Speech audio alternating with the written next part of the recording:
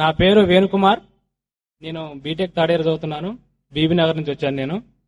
అయితే ఈ రోజు ప్రసంగం ఏంటంటే, మనమంతా ఒక్కటే, మనందరి దేవుడు ఒక్కడే అయినప్పుడు మరి మీరు టోపీలు గడ్డాలు ఎందుకు పెంచుకున్నారు?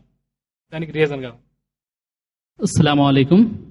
సోదరుడు వేణుకుమార్ గారు ప్రశ్నించారు, నేటి అంశము మనమంతా ఒక్కటే, మనందరి దేవుడు ఒక్కడే, మరి అలాంటప్పుడు మీరు టోపీలు గడ్డాలు ఎందుకు పెంచుతున్నారు? సోదరుని యొక్క ప్రశ్న విన్న తర్వాత నాకు ఈ అంశంపై ఒక పెద్ద చర్చ పెట్టాలనిపించింది. టోపీ గడ్డాలు దేశానికి అడ్డమా? ఈ అంశంపై ఒక చర్చ పెడితే బాగుంటుంది అనే ఆలోచన కలిగింది. నేటి అంశము మనమంతా ఒక్కటే, మనందరి దేవుడు ఒక్కడే. ఈ విషయానికి సంబంధించినటువంటి ఇన్ఫర్మేషన్ మాత్రమే ఇక్కడ ఇవ్వడం జరిగింది. అలా కాకుండా మనమంతా ఒక్కటవ్వాలంటే అందరూ టోపీలు గడ్డాలు పెట్టుకోవాలి అన్న టైటిల్ మాత్రం ఇక్కడ లేదండి. అయితే మరి ఇక్కడ చర్చించబడినటువంటి విషయాలు ముఖ్యంగా 7 విషయాలపై అందరూ సమా ఆలోచన కలిగి ఉన్నట్లయితే మరి మానవులంతా ఒక్కటే, మానవులందరి దేవుడు ఒక్కడే అంశానికి న్యాయం జరుగుతుందని నేను ప్రసంగించాను. మొదటిగా మానవులంతా ఒకే జంట సంతానం. 2 మానవులంతా సమానమే. 3 మానవులందరి దేవుడు ఒక్కడే. 4 భాషాపరమైన వ్యత్యాసం దూరం అవ్వాలి. 5 దైవం పట్ల సరైన అవగాహన కలిగి ఉండాలి. 6 మహనీయుల పట్ల సరైన అవగాహన కలిగి ఉండాలి. 7 ముహమ్మద్ సల్లల్లాహు అలైహి వసల్లం వారిపై భేదభావం చూపకూడదు. అయితే ఈ టోపీల గడ్డాల గురించి ఏదైతే విషయం సోదరుడు ప్రశ్నించారో, మరి ముఖ్యంగా ఇస్లాంలో ఫరజ్ మరియు సున్నత్ అనే 2 విధులున్నాయి. ముఖ్యంగా ఫరజ్ అంటే ప్రవక్త ముహమ్మద్ సల్లల్లాహు అలైహి వసల్లం వారు తెలియజేశారు, బునియల్ ఇస్లాం అలా 50 షహాదతి అన్ లా ఇలాహ ఇల్లల్లా వ ఇకామి సలాతి వ ఇతాయి జకాతి వల్ హజ్జి వ సౌమి రమదాన్. అంటే 5 విషయాలు ప్రధానంగా.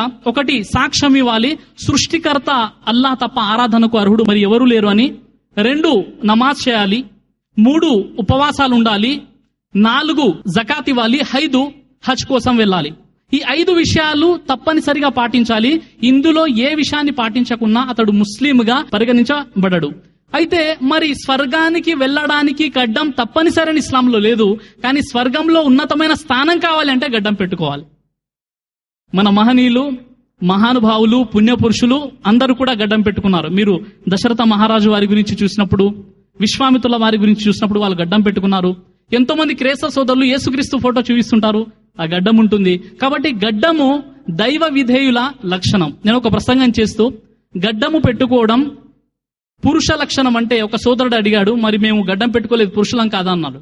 పురుషులందు పుణ్య పురుషులు వేరయా అనేటటువంటి ఒక సూక్తి నాకు గుర్తొచ్చింది. కాబట్టి గడ్డము దేశానికి అడ్డము కాదు. సోదరులారా, మొట్టమొదటిగా ఈ విషయం గుర్తించాలి.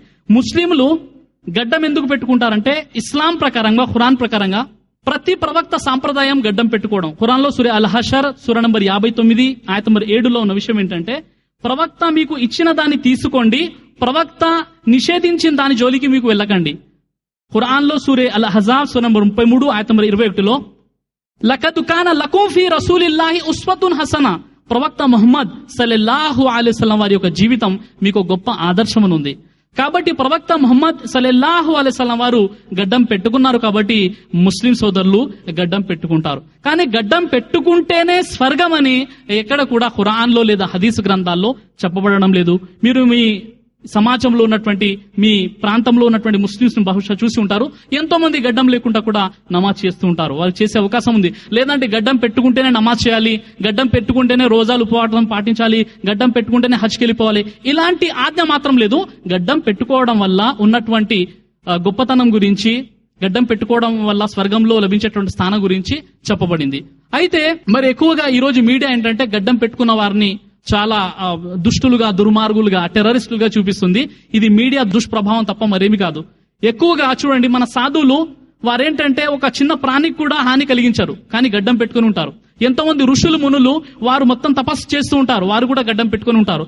గడ్డం పెట్టుకున్నటువంటి వ్యక్తి, అతని యొక్క ఇంటెన్షన్, అతని యొక్క భావన ఏంటంటే, నేను ఒక సున్నతిని, నేను గడ్డం పెట్టుకుని ఉన్నాను కదా, ఏదైనా తప్పు చేస్తే ఈ ప్రభావం పూర్తి సమాజంపై పడుతుంది, కాబట్టి నేను గడ్డం పెట్టుకుని తప్పు పనులు చేయొద్దు అనేటటువంటి విషయం ఏర్పడుతుంది. మరి మీడియాలో ఎందుకు అలా కనబడుతుందంటే, సంవత్సరానికి ఒక గడ్డం పెట్టుకున్నటువంటి వ్యక్తి ఏదో తప్పు చేశాడు కాబట్టి సంవత్సరానికి ఒక వ్యక్తి ఫోటోని లేదా చిత్రపటాన్ని వీడియో రూపంలో మనం ఏదో ఒక విధంగా చూస్తున్నాం. కానీ ఈ సంవత్సరంలో ఎంతో మంది గడ్డం లేకుండా చెడు పనులు చేశారు, వారి గురించి చర్చ రాదు. గడ్డం పెట్టుకున్న వ్యక్తి స్పెషల్ అట్రాక్షన్. గడ్డం ఉంటే ఒక 100 మందిలో ఒకరికే గడ్డం ఉందనుకోండి, ఆ వ్యక్తి స్పెషల్ అట్రాక్షన్ గా కనబడతాడు. సైంటిఫిక్ గా కూడా అనేక లాభాలు ఉన్నాయి గడ్డం పెట్టుకోవడం వల్ల. కాబట్టి మరి గడ్డము దేశానికి అడ్డము కాదు. గడ్డం పెట్టుకున్న వాళ్ళు చాలా ప్రేమగా వినయంగా ఉంటారు. కాబట్టి మీరు ఏదైతే ఒక దుష్ప్రచారం విషయాన్ని మీరు విన్నారో, లేదా మీకు అవగాహన సరిగా లేదో, కాబట్టి మీరు ఈ అవగాహనను కలిగి ఉంటారని, గడ్డం పెట్టుకున్న వాళ్ళని ప్రేమిస్తారని నేను ఆశిస్తున్నాను.